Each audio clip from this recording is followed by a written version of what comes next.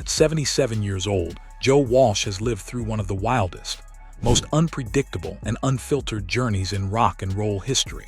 A founding force of the James Gang, a solo artist whose eccentric guitar playing shaped an entire era, and of course, a longtime member of the Eagles, Joe has always carried himself as both a clown and a philosopher of the music world. But beneath his quirky humor and legendary stories lies another truth. Joe has never been afraid to speak his mind. And when it comes to the darker side of the industry, he has kept some stories bottled up for decades. Now, with nothing left to prove and nothing left to hide, Joe Walsh has decided to let it all spill out. For the first time, he has revealed the 7 musicians he genuinely despised, the ones who tested his patience, betrayed his trust, or crossed him in ways he never forgot. This isn't about petty rivalries or playful banter. This is Joe Walsh naming names, and the confessions are every bit as raw as you would expect. To understand why these confessions matter so much, you have to understand Joe Walsh's place in rock history. He wasn't just another guitar player. He was the secret weapon bands brought in when they needed chaos turned into genius. His solos on tracks like Hotel California are considered some of the greatest in rock history, yet Joe always brushed off praise with a joke. He survived the drug-fueled insanity of the 1970s, the corporate corruption of record labels in the 1980s, and even the tragic losses of friends and bandmates. Through it all, Joe somehow lived to tell the tale. But now, the tales he's telling cut deeper than any guitar riff, because they reveal a side of rock stardom most fans never get to hear. The question isn't just who he hated, but why. And the reasons behind those grudges tell us more about the music industry than any documentary ever could. The first name Joe Walsh put on his list takes us back to the mid-1970s, at the height of his solo career, when he was beginning to cross paths with some of the biggest legends of the era. Joe always admired guitar virtuosos, but admiration could turn to disdain when ego took over. That was exactly what happened when he found himself in the same orbit as Jeff Beck. On paper, Beck and Walsh had plenty in common. They were both guitar innovators, both unafraid of bending the rules and both considered mad scientists of sound. But when they met in the flesh, the chemistry was toxic. Joe has admitted that he hated the arrogance Beck carried with him, the way he looked down on American guitarists as if only British players were capable of true innovation. Joe, never one to hide behind politeness, described Beck as a man who thought the guitar was some kind of holy relic only he could touch. Walsh resented that smugness, especially because he knew how much of his own originality had influenced the landscape. The clash wasn't about talent, it was about attitude. And when Joe saw that side of Beck, he couldn't shake the bitterness. Then in 1976, everything changed when Joe officially joined the Eagles. It was supposed to be his dream gig, a chance to cement himself in one of the biggest bands on earth. But dreams quickly turned into nightmares when egos began to collide. Joe Walsh had barely settled into his role before he realized that not every member of the band wanted him there. And no rivalry was more cutting than the one he had with Don Felder. To fans, the two guitarists were a dream duo, trading solos and creating unforgettable harmonies. Behind the scenes, however, their relationship was poisoned by competition. Felder saw Walsh as an intruder, someone who had swooped in and stolen part of his spotlight.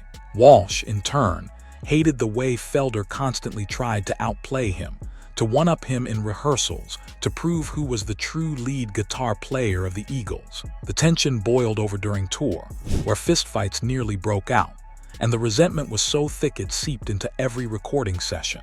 Joe Walsh has admitted that while he respects Felder's ability, he hated the way Felder carried himself, like a man who believed the Eagles were his personal property. That clash defined much of Joe's frustration during his Eagles years, and even decades later, he hasn't softened his words about Felder's arrogance. By the late 1970s, Joe Walsh had already developed a reputation not just as a talented guitarist, but also as one of the wildest partiers in the industry. His drinking and drug use were infamous, yet Joe has been brutally honest about how those addictions shaped his relationships. One of the people he grew to hate most during this chaotic time was Keith Moon, the drummer of The Who. At first, their friendship was built on insanity. They were two pranksters who thrived on destruction. But Joe eventually realized that Keith wasn't a friend at all. Instead, he saw Moon as a toxic force who encouraged his worst impulses. Walsh has said that he hated the way Moon pushed him deeper into chaos, laughing at his self-destruction rather than pulling him out of it. While many fans romanticize the wild antics of rock stars, Walsh looks back on that period with bitterness, because he knows how close he came to losing his life. And Keith Moon, in his eyes, was a major reason why those years spiraled so far out of control. The hatred Joe carried for Moon wasn't about competition, it was about betrayal. He thought they were brothers in music, but realized they were just dragging each other into the abyss. As the 1980s arrived, Joe Walsh found himself caught between survival and self-destruction. He was battling his addictions, battling the collapse of the Eagles, and battling an industry that had become far more corporate than the freewheeling days of the 70s. In this period, he developed a bitter grudge against another towering figure in rock, Ted Nugent. On the surface, Nugent and Walsh seemed like total opposites, Joe with his goofy, good-natured humor and Nugent with his aggressive, politically charged persona. But when their paths crossed, Joe couldn't stomach him. Walsh hated Nugent's loudmouth arrogance, his constant need to spout opinions, and above all, his dismissive attitude toward other musicians who didn't share his worldview. Joe once admitted that being around Nugent was like being trapped in a room with someone who thought they were the smartest guy alive when in reality, they were just the loudest. For a man like Joe, who thrived on collaboration and music itself, Nugent's obsession with being a provocateur was exhausting. Joe, who thrived on freedom and spontaneity, felt suffocated by Frey's constant need for control. Their arguments were legendary, and Walsh never held back his resentment. In interviews, he admitted he loved Glenn as a bandmate but hated him as a leader. This duality haunted their relationship until Frey's passing in 2016, leaving Walsh with a complicated mixture of respect, sadness, and bitterness. It's proof that even inside one of the most successful bands of all time, hatred could run deep. And for Joe, Glenn Frey was as much an adversary as he was a partner. Then in 1989, something unexpected happened that rekindled Joe Walsh's anger in a whole new direction. That year, the Rolling Stones were preparing for another massive tour, and Joe found himself orbiting around the Stones' camp, sometimes playing with the same promoters and venues. That's when he ran into Mick Jagger. To many, Jagger is the ultimate frontman, the symbol of swagger and charisma. But to Joe, he was unbearable. Walsh hated Jagger's self-importance, the way he strutted not just on stage but through life, as if the world revolved around him. Joe described him as a man who couldn't stop performing, even in private. Every conversation was an act, every interaction a show, and Walsh couldn't stomach it. Unlike some of the others he hated, this wasn't born out of competition or betrayal. It was purely personal distaste. Joe simply found Jagger to be exhausting, and the more time he spent around him, the deeper that hatred grew. He once joked that if Jagger had to walk into a grocery store, he'd expect the produce section to cheer for him. For Joe Walsh, that level of ego was intolerable. By the time the 1990s rolled in, Joe Walsh had begun to reckon with his demons. Sobriety slowly became a bigger part of his story, but sobriety also meant clarity. And with that clarity came an unfiltered honesty about who he truly disliked in the music world. Looking back at decades of broken friendships, ruined nights, and toxic encounters, Walsh's list of hated musicians became less about jealousy and more about morality. He began to measure people not just by their talent but by how they treated others. This is why his seventh and final confession came as such a shock: Axl Rose. At the height of Guns N' Roses' fame, Joe crossed paths with Axl on multiple occasions, and every time it ended the same way, with frustration. Walsh hated Rose's tantrums, his unpredictability, and his obsession with control. Joe said it reminded him of the worst parts of the Eagles' infighting, but amplified by youth and arrogance. He saw in Axl a younger version of the same toxicity that had nearly destroyed his own band. To Joe, Axl Rose represented everything wrong with rock and roll's darker side: ego, excess, and an inability to separate the art from the attitude. Walsh couldn't forgive that, and the hatred stuck with him long after Guns N' Roses' heyday. When Joe Walsh finally laid bare these 7 names, the musicians he hated the most. It wasn't just a laundry list of grudges. It was a roadmap of his life, painted through conflict, disappointment, and the unavoidable truth that even legends clash with legends. Every feud carried with it a story of how fragile egos can be in the music world, and how even the most gifted artists can make enemies out of potential friends. But what makes Joe's confessions so powerful is the way he doesn't just drop names and walk away. Instead, he forces us to examine the reasons behind the hate. Each one reveals something bigger about Joe himself, his insecurities, his values, his frustrations, and his struggle to find peace in a world that thrived on chaos. The names Jeff Beck, Don Felder, Keith Moon, Ted Nugent, David Crosby, Glenn Frey, Mick Jagger, and Axl Rose don't just stand as rivalries. They stand as mirrors reflecting back at Joe, showing him parts of himself he wrestled with for decades. Then in the mid-1990s, when Joe finally got sober, everything about these hatreds began to look different. Sobriety stripped away the fog that had fueled so much of his rage and forced him to confront the pain beneath it. He started to see that some of the people he hated were, in truth, reminders of his own weaknesses. Keith Moon wasn't just a reckless partner in crime. He was a version of Joe that could have easily died young if he hadn't pulled himself out. Glenn Frey wasn't just a tyrant. He was a man trying to control a storm that Joe himself often helped create. Even Axl Rose, the hot-headed frontman Joe despised, was really a reflection of what happens when you hand too much power to someone too young.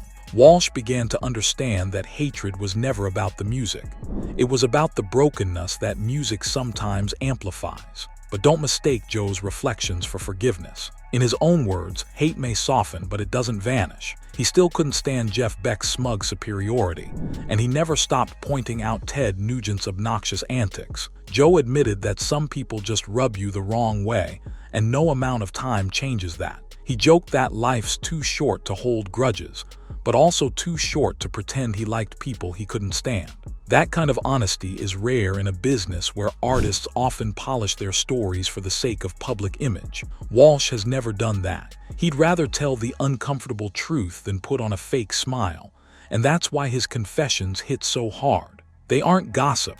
They're raw memories from a man who lived through everything and somehow came out the other side. Another layer to Joe Walsh's revelations is the way they pull back the curtain on the darker side of the music industry itself. For fans, rock and roll often feels like a brotherhood of creative spirits, but Joe's stories remind us that behind every harmony lies tension, behind every tour lies power struggles, and behind every smile on stage there might be resentment brewing. The rivalry with Don Felder showed how competition can poison even the most magical music. The anger toward Glenn Frey exposed how control can divide brothers, and the bitterness toward David Crosby proved that even in the free-spirited California scene, egos could be just as destructive as drugs. In a way, Joe's confessions are more than personal. They're historical. They capture the cost of fame in an industry that demands brilliance while constantly pushing artists against one another. By the 2000s, Joe Walsh had reached a stage of life where many of his peers were gone. Keith Moon, Glenn Frey, and David Crosby had all passed away, and the reality of mortality weighed heavily on him. Looking back, Joe admitted that hate doesn't always mean you wanted someone gone. It just meant you wanted them out of your orbit. He never wished death on anyone, but he couldn't deny that some of those names carried scars he would never erase. In interviews, Joe laughed about how fans expected him to love everyone he worked with, as if rock stars were some big family. The truth, he said, was that the music business was more like a dysfunctional house where everyone fought over the same kitchen. Sometimes, the meals that came out were brilliant. Other times, they were disasters. And when people asked Joe how the Eagles made such timeless music while hating each other so much, his answer is simple. Sometimes hate fuels the art more than love ever could. Then came 2016, a year that shook Joe Walsh to his core. Glenn Frey passed away suddenly, and with that loss, Joe felt the weight of unfinished conversations, unresolved anger, and a complicated friendship that ended without closure. He admitted publicly that while he hated Glenn's control, he also loved him as a brother, and losing him reminded Joe of the thin line between rivalry and family. That year forced him to re-examine all the people on his hate list and ask himself if the grudges were worth carrying. He didn't come out of that reflection with forgiveness, but he did come out with perspective. Hate, for Joe, wasn't about venom. It was about honesty. He believed that admitting who you hate is just as important as admitting who you love, because both tell the truth about who you are. In the end, what Joe Walsh has given us with these 7 names is a reminder that legends are human. And that's exactly why people love Joe Walsh. Not because he's perfect, not because he plays the role of a saint, but because he tells it like it is, even if it means exposing the ugliest parts of his past. At 77, with a career that has outlived nearly all his rivals, Walsh has nothing left to hide. The music speaks for itself, and now, so does the hatred. And maybe, just maybe, that honesty is the greatest gift he's ever given to fans. Because in a world where everyone pretends to love everyone, Joe Walsh reminds us that the truth, however uncomfortable, is always more interesting.